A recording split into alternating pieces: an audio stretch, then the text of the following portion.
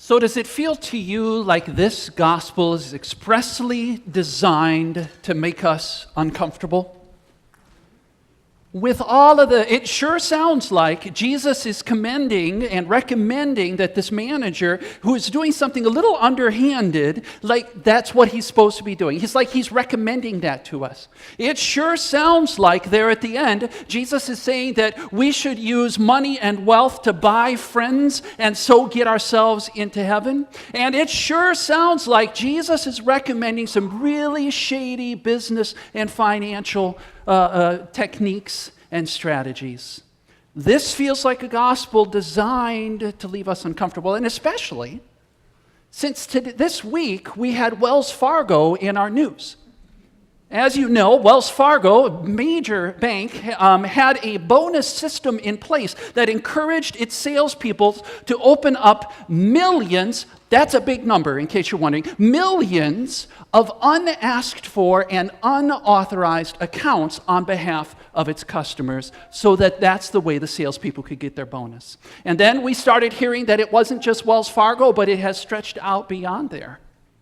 And for us, the 2008 is when I started hearing this language of predatory lending. Do you remember that phrase? Which always reminds me of coyotes gathered around a little baby deer. Predatory lending is close enough by and still enough in our memory to make us start twitching.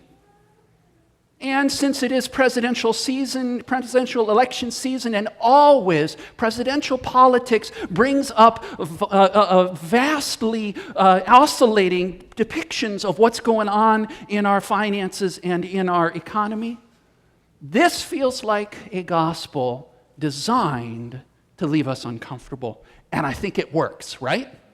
I think it's pretty successful. So a little bit of context may help. Jesus has just, in the chapters prior to this gospel, been talking with religious authorities, the religious leaders around him, who hate who he's been having over for supper. They cannot stand who Jesus is hanging out with, because Jesus consistently chooses the ones that the religious authorities believe belong on the outskirts. They are people like tax collectors, sinners, the folks who ought to be pushed out to the outside so they can know how rotten they are, and so that then, now that they know how rotten they are, they can go and sin no more. That's where they belong. And Jesus keeps having them over for supper, sitting down with them, talking with them, welcoming them where they don't belong. And so in response, Jesus has been telling stories. And we got to hear about the crazy lady with the broom. The one who, when she lost a single silver piece, turned over the whole house with her broom sweeping everywhere, hands delving down into the nether regions of the couch, looking everywhere, lights blazing, and then when she found it, throwing a party in the middle of the night, saying, "We have to celebrate. This coin I lost has been found."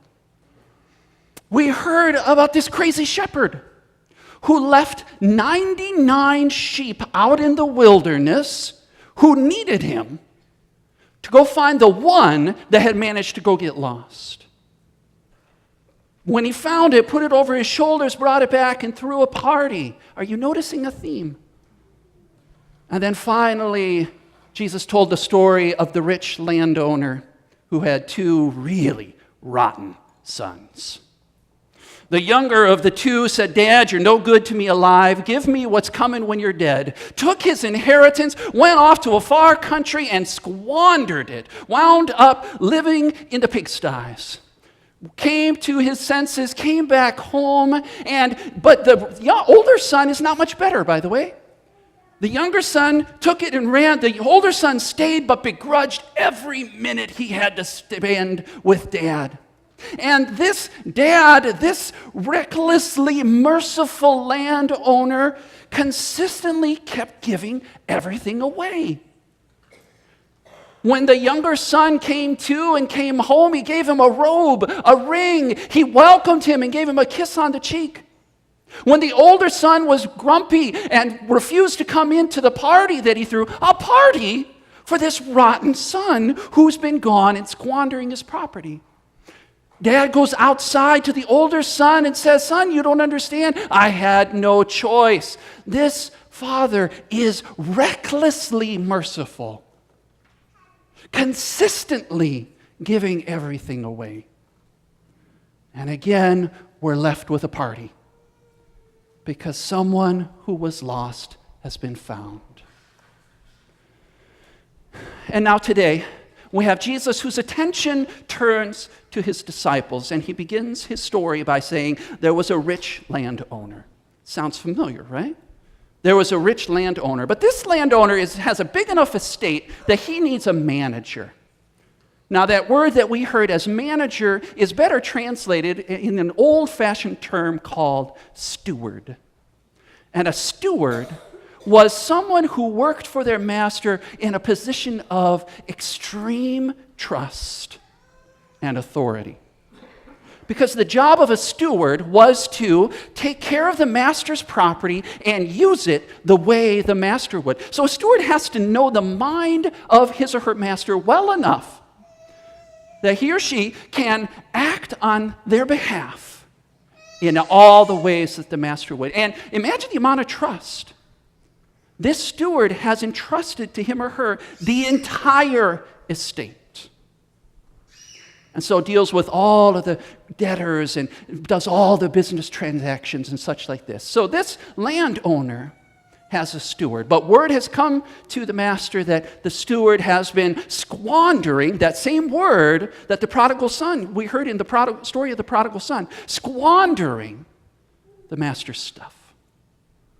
And so he calls him in and says, "What is this I hear?" And then waits to hear what he will say. Nothing. No response, no defense, no excuses. Turn in your books. You are no longer able to be my steward. Talk about a financial crisis, right? And the steward says, "What am I going to do? I'm not cut out for physical labor. I'm too proud to beg." And in the moment of panic, he begets and hatches a plan. And he starts to call in the master's debtors. Now, these are probably the people that the steward has been working with and set up these accounts with them. He calls them in one by one, and notice what he doesn't say. He never says, "So I just got fired." Oh, no. He says, "So what do you owe my master?" "My master." And then systematically, carefully, and quickly cuts their debts. Forgives a portion of their debt. If he forgives a huge portion of their debt, 50% for one of them, 20% for the other one, a couple years' worth of salary in both cases, out of the blue, on behalf of the master. And so when the master finds out, what is going on here? Now, there are a couple theories as to what the steward is doing. One theory is that the steward would have, the master would have said, charge so much to rent my land, and that the steward put an extra bit on top to sort of his own cut, and so maybe the steward has cut that out. He's taken out his own commission. Another theory says that the steward, whose job, remember, is to know the mind of his master, knows how much the master inflates the debt, and so cut it down to market value. Or another theory, maybe he just wanted to jab at his master who just fired him and sort of kick the furniture on the way out. But one thing is for sure, whatever it is, the logic of what's happening, the steward has done one thing. He has risked everything and thrown his entire future on the forgiveness of his master. He has gambled everything that the landowner is merciful, risked everything, and won. And maybe that's why the master commends him. Maybe that's why the landowner commends him, because that word shrewd can also be translated as wise. Maybe the master commends him because finally he has wised up to what kind of master he's had all along, a recklessly merciful one. The master could have thrown him in prison right away. And here at the end could still do it and does not. Maybe the master commends him because finally he's figured out the mind of the master and is finally using his stuff to build community, using wealth and possessions, the estate of the manager, to build up relationships. Maybe the master is commending him because he has finally come to and realized what is happening. And by casting himself fully on the mercy of the master, has finally figured out how life ought to be. The Bible has a word for that kind of life. The Bible has a word for life that's of being forgiven and a life of mercy and a life of being set free. It's called Jubilee. And it's what Jesus said he came to proclaim. The very start of all his ministry, Jesus went into the synagogue and said, "The Spirit of the Lord is upon me. The Spirit of the Lord is upon me to proclaim good news to the poor, to set the captive free, to the recovery of sight to the blind." Jubilee, the year of the Lord's favor.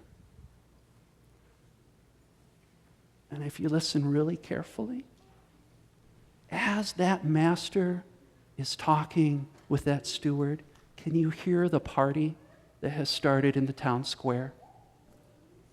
Think about those tenant farmers who were so in debt it was controlling them, and out of the blue they received forgiveness. Their debts were cut for no reason at all. There's only one way to respond to that kind of reckless mercy, and that's to start the party. Singing praise, giving thanks, and celebrating the mercy of this master.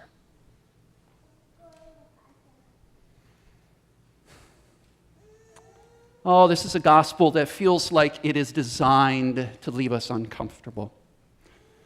And I think it's pretty good at it. And I was thinking about it this week, trying to figure out what is it about this that leaves me so squirming and leaves us uncomfortable. And I think because at its heart, this is one of those gospels that is unabashedly about money.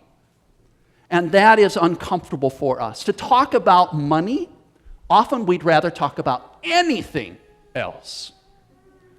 But Jesus today is talking about money in a way that reminds us that all of us have a relationship with money.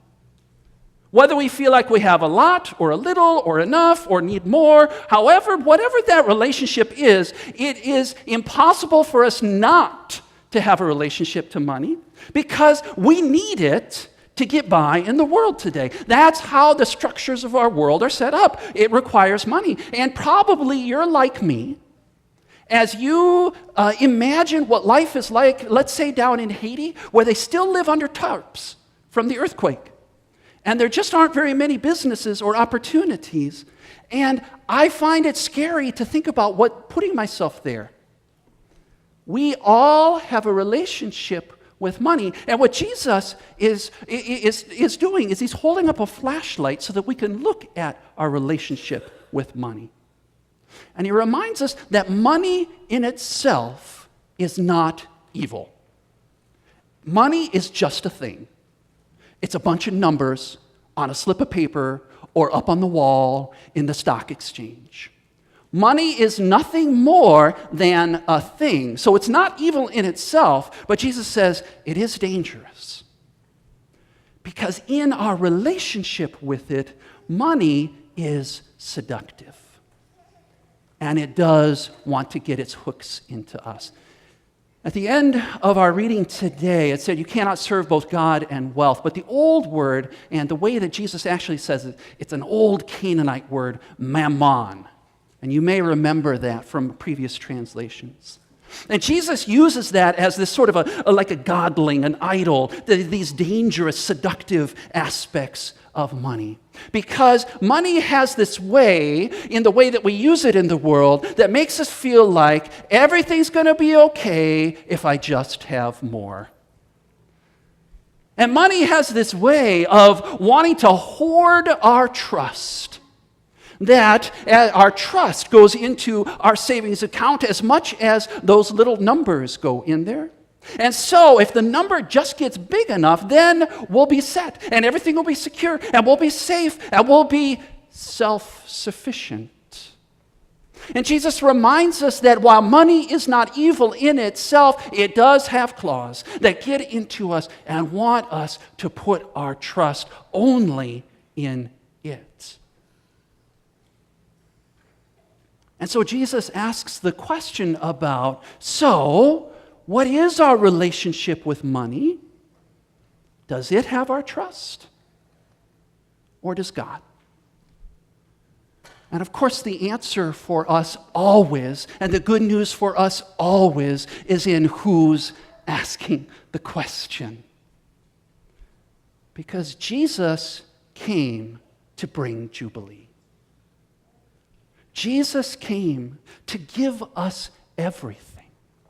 And in Jesus, we know that nothing we have is actually ours. Not our money, nor our stuff, nor our house, nor our family, not even our days or our time. We did not create this world. And not one of us, with anything we have, can buy a single extra minute of life, nor buy our way into heaven. It's all been given. It's all God's in the first place. And Jesus came so that we can know it, opening up heaven, life eternal, giving us all of these things and opening up God's kingdom as a gift that we don't have to and we cannot work for. And so the good news for us is always who it is that's asking. It's the one who came to bring Jubilee. And so the question becomes not who will we trust or who will we serve, but rather how does what we've received and we are stewarding, how do we serve God with our wealth and with money and with ourselves? Because we are those stewards, been given everything. And so how will we tend to those, care for those in this new world, this new kingdom of Jubilee? Jesus came to open up and proclaim Jubilee, to give us everything. And when you live in Jubilee,